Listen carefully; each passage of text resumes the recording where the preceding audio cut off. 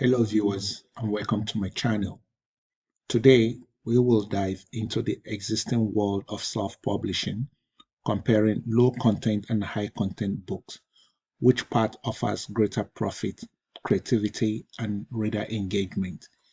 Join me as we explore the pros and cons of each, helping you decide which is the better choice for your publishing journey. So let's start by first identifying what is a high content book. These are books that it could be non-fictional books. There could be books like medical books, philosophy books, any kind of book that's is over 150 pages and they are loaded with a lot of information. They could be problem-solving books. So these are some examples I already have here. Literally fictions, science and nature writings. They are high content because they have a lot of information content inside them. They are not just things like calendars or journals or planners that don't have any writings content inside them. Most times they're just plain blank papers with images or maybe animals or stuffs or puzzles you want to copy. Those are not high content books, but books that provide you with well detailed information written with introductions and all the stuff and with a lot of pages in them containing high volume of information packed with lots of knowledge. This is considered as high content books. And these are some examples already, some high content books images here. Like this one says, Mastering the Art of Smart Note Taking. So you know that this is a book that will contain lots of detailed information on how to take the act of mastering the act of note taking. Then you also have the other ones that talked about breaking kids free from screen addiction. So definitely it's going to be another book that is packed with a lot of information on how to help kids break from addictions such as staying on the tablet or on their smartphones for so many hours. Definitely a lot of kids, a lot of teenagers, a lot of people are really invested into all that, spending much time on their devices. So which is also an addiction. So a book like this is definitely going to provide tons of value and information on how they can help break free from such addictions, and this falls in within the category of high content book. So you can see low content books are the exact opposite of high content books. For example, here you can see there some of them are coloring books. There could be puzzles, there could be activity books, there could be calendars or planners. So you can see these books have low informations in them. They don't have much information most times. I mean, coloring books, things you can just color, and these are examples of them. It could be puzzles. They are not knowledge packed with tons of information that you can actually read, and it's just more like activities or maybe literally plain. You can't compare them to high content book, and they are called low content for a reason because they really have low content informations in them. So they are completely different from high content books. Let's consider the pros of low content book. The first one there is that it has a low barrier entry, and it is also low. It also has low production cost. Low content books such as journals, planners, and coloring books require a minimal resources and time to create, making them cost effective to produce. They are also easy to create. The creation process of low content books is straightforward. It often involves simple designs and layout, making it accessible even for those without extensive design or writing skills. It is also cheaper than high content, and it is also beginner friendly to a very large extent because you don't really need any skill set to do this. And sometimes too, there are a lot of tools out there that help you create this low content books. It could be there are tools that could just help you create puzzles, that could help you create planners uh, within few seconds, and you can actually mass produce these books. So it has a low barrier entry and it doesn't require much effort or skill set to actually create. Now let's us also consider the cons of low content books. The first one there is that it has high competition. Low content books market is saturated, making it difficult to stand out and achieve significant sales without effective marketing. It also has limited profit margins.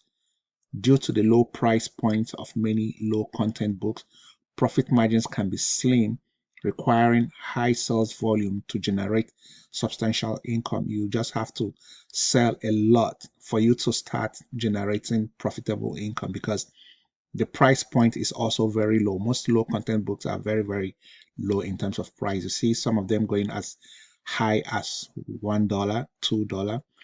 Even some even goes in terms of cents. The price point is really, really low. So you will really have to sell a lot for you to start seeing meaningful, profit margin. Then another problem there is quality control issues. Most publishers are using the same tools to create the interiors of their low content book, leading to a saturation of the same designs, which often leads to customer disaffections and negative review. Everybody is literally creating the same kind of design, because almost everybody is also using the same tools to create these journals, to create these planners. So it becomes saturated because everybody is doing literally the same thing, and there's no much quality control in terms of creativity involved, because everybody's just mass producing the same thing. And the problem there again is Amazon is also trying to stamp their authority. Currently, Amazon is terminating a lot of accounts because of the same stuff. People creating the same thing, then their customers are having bad user or bad experiences, and this is what Amazon does not approve of. Amazon try to protect the interest of their customers, and therefore anyone selling any stuff to their customers, it must be valuable, and their customers must have a very positive experience. Once they start complaining that, what they ordered for is definitely not, the expectations from what they ordered for is not what they're saying. Sometimes they could even buy the same kind of stuff they've already had. You might deceive them with a different cover, but the content interior remains the same. So when a customer buys your product and now goes back and say that they already have this same stuff before, they get pissed off, and most times they return these books, and that could also lead to a negative review for you, and that could also be leading to the termination of your account. So one really have to be very, very careful, especially when you're into the production of low content books. Another issue associated with low content book is copyright issues. Using popular themes or designs without proper licensing can lead to copyright claims, which can be detrimental to your publishing efforts. Yeah, you can actually create a design without you knowing that that design has been patented, therefore by you infringing on one's copyright. And again, Amazon frowns on this. One thing you must not do is to infringe of copyright, because it is also a violation of Amazon's terms and services. So you must really be very careful if you are creating low content books, because you can unintentionally get yourself into trouble without you deliberately doing that. So having considered the pros and cons of creating low content book, let us also check out the pros of and cons of creating high content books, starting with the pros. The first there is that you have a high profit margin. High content books such as novels or non-fiction works often sell at a higher price point, leading to a better profit margin per sale compared to low content book. Take for instance, you are selling a high content book for $12 and you are getting royalty of 60% of that $12. So you can actually be making close to $5, $6, or even more per sale of a book, but you hardly make that kind of amount with just the sale of one low content book. In fact, in every one book you sell for high content book, the royalty, you need to sell maybe close to 6, 7, 8, 10 books of low content book for you to generate the same margin with that of high content book. Then again, it has a perceived value.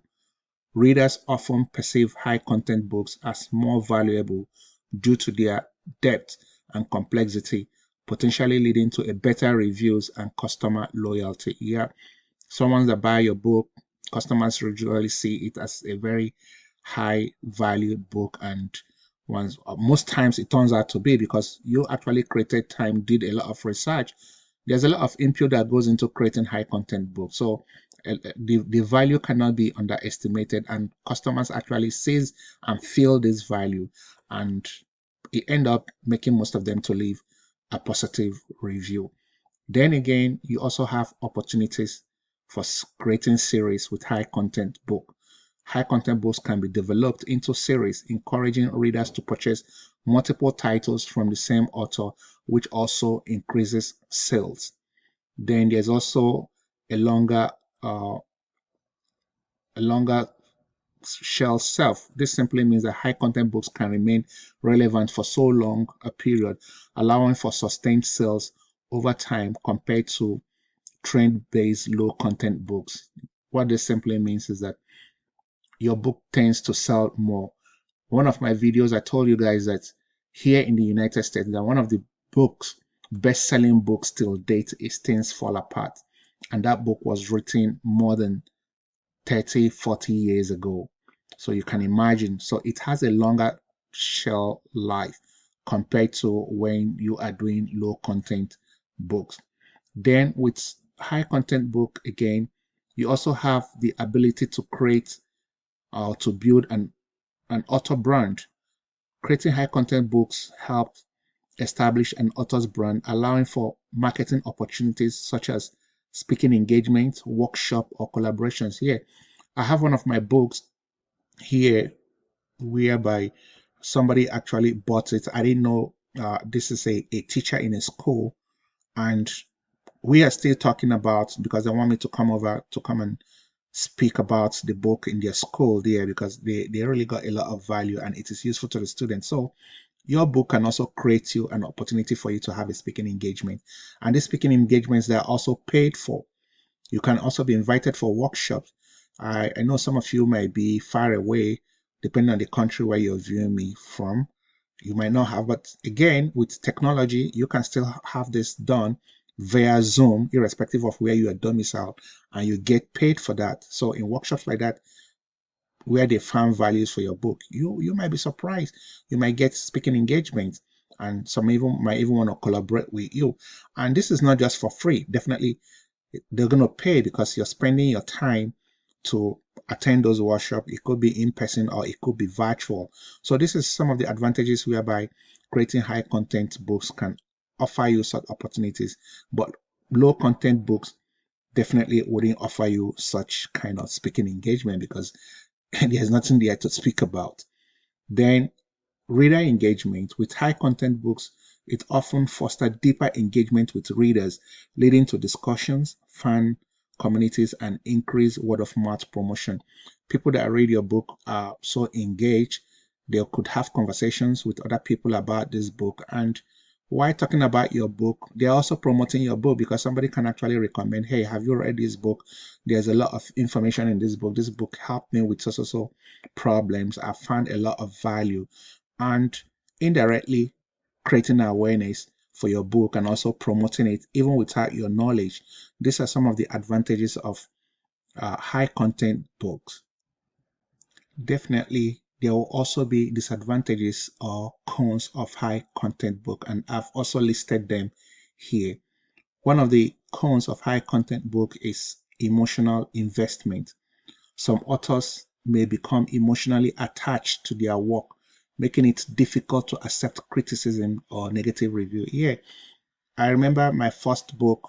I felt so good. Somebody read it and found out some criticized. It was a constructive criticism, but I accepted that criticism. Luckily for me, I've not published the book then. I also had to go impute the knowledge that I derived from that criticism. But if you're emotionally invested to the point that you don't want to accept criticism or negative reviews, this is could be one of the cons of high content book. So you might also come across this when you start getting some reviews. Not all reviews are going to be positive, because remember, people reading your book are coming from different background, different orientation. They see things from different perspective. Somebody could read your book and give you a 5-star. Another could read that book and give it a 1-star. It has happened to me many times in some of my books.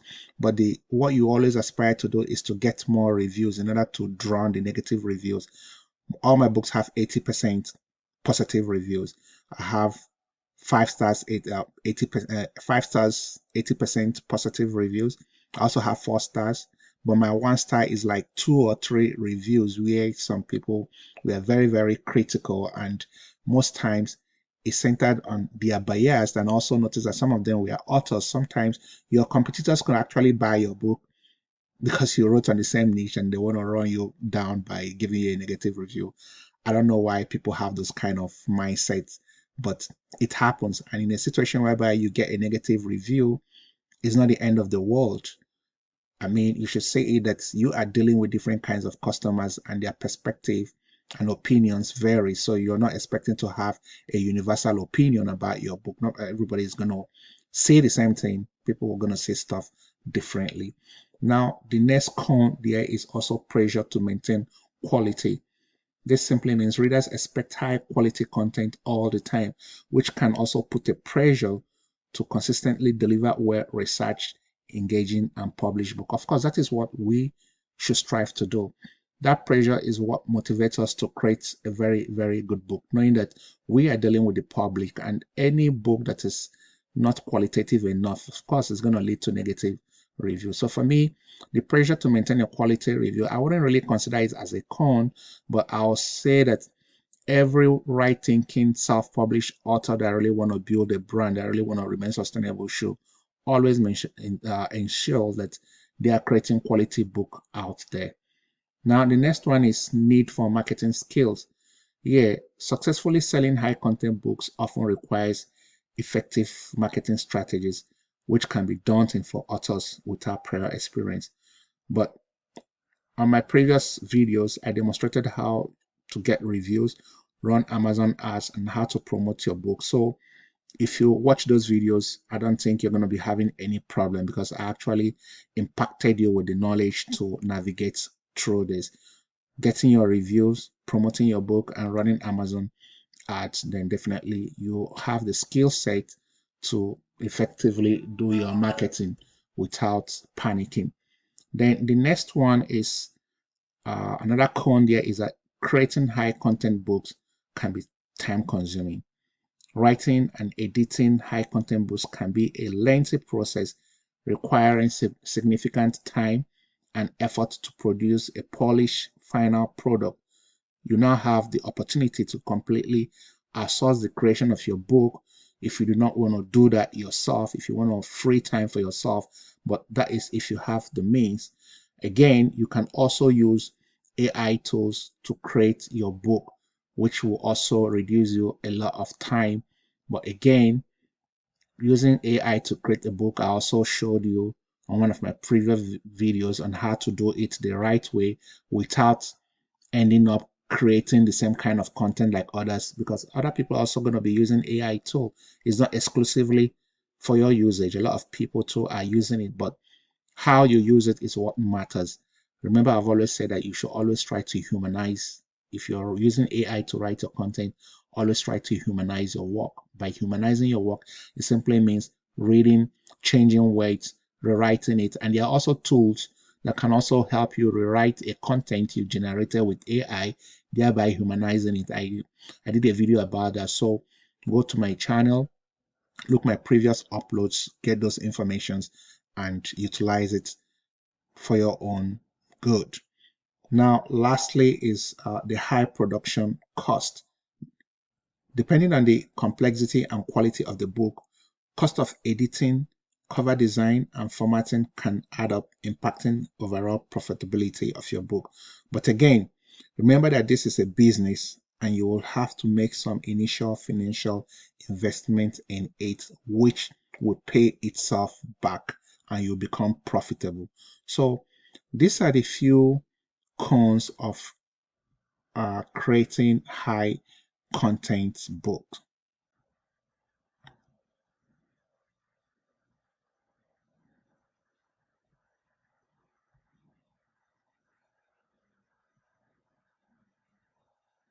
So for me, I will always recommend creating high content book, and I've also created a comparison table showing why creating high content book is better than creating low content books anytime, any day. So I'm just going to pick a few of them here. I have this table created so you can go through it and see the reasons why I'll always prefer or I always recommend creating high content book over low content book. The first one is the profit margin. So if you look at the profit margin for high content book, they are always higher priced, and when you price a book higher, it simply means you're also going to get higher paid royalty per sale of each of your book.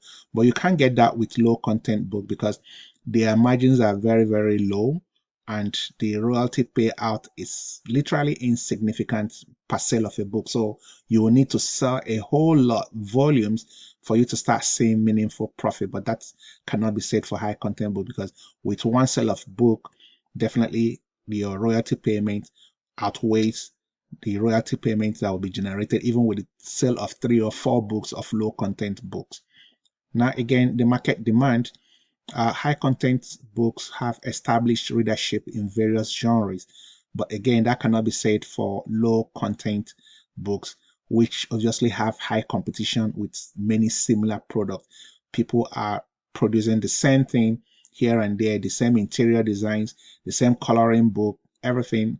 I mean, that's low content book for you.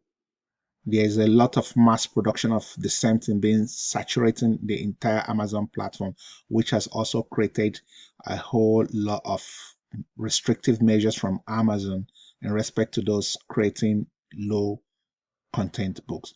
Then you also have reader engagement here. With high content books, it fosters deeper connection and discussions among readers, but there's limited engagement for low content book, and most times it just serves a specific purpose, but that cannot be said for high content book, which have a deeper connections. Then again, let me go to, you have a long-term sales potential. Yep, for high content book, it can have a long shelf life and sustained interest. Just like I told you, your books will be selling for years. People will be reading your book. I mean, take example again, Things Fall Apart. It's been on the shelf for a long time and keeps still selling. But for low content books, sales may decline quickly, and then you might start looking for the next trend, what is trending, then you create a book on that again. So most likely you're just creating books based on trends, and once it is no longer trending, that book goes straight to the publishing grave. But high content book stays longer on the shelf and keep on selling, and I can tell you that my books keeps on selling all the time. Then for branding and building, with high content books, you can actually establish a strong author brand, but that cannot be said for low content book. There's less opportunity for you to for brand development. Then again, for recognition and opportunities, of course, with high content book, there's a potential for awards and literary recognition, but for low content, they rarely receives formal recognition. Then diverse marketing strategy. With high content book, it can be marketed through various channels, and not only just being marketed through various channels, you're having multiple streams of income with high content book. Just one book, you can actually get sales from the ebook, you can also get sales from the paperback, you can also get sales for from hard cover, and you can also get sales from audio. That's if you're able to narrate your books into audio. Unfortunately, some not all countries are eligible to narrate their books into audio. I believe United States, Canada, UK, and is it Germany? Yeah, because it's very limited. All my books are also translated into audio. But if you're domiciled in a country that is not eligible for audio, again, you'll still be making 3 income streams from one sale of your book, high content book. That's you'll be getting paid for the time there's a purchase for the ebook or for the paperback or for the hardcover. But again, that does not happen in low content book. You only just have one source, and most times it's just an organic search.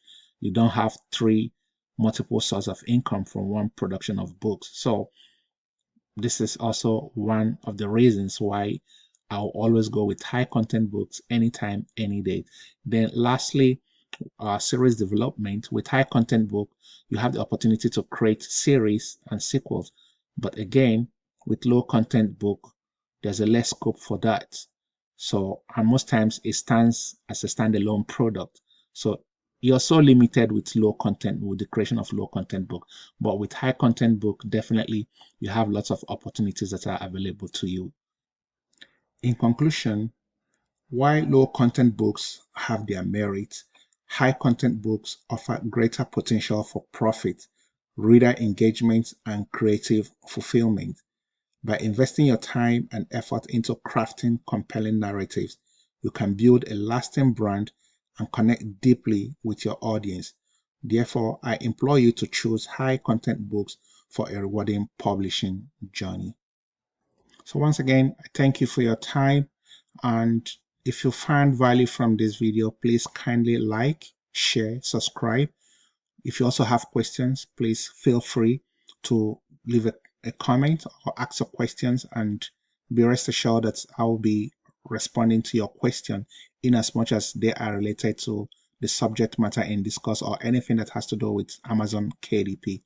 Please also watch previous videos from part 1 to part 12 for you to get more knowledge on how to start your Amazon publishing journey.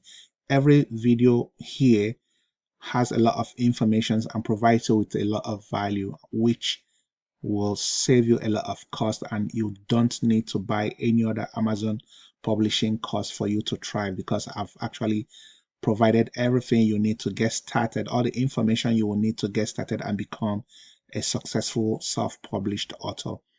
If you have any question, please drop them down there. Thank you, and I'll be seeing you on my next video.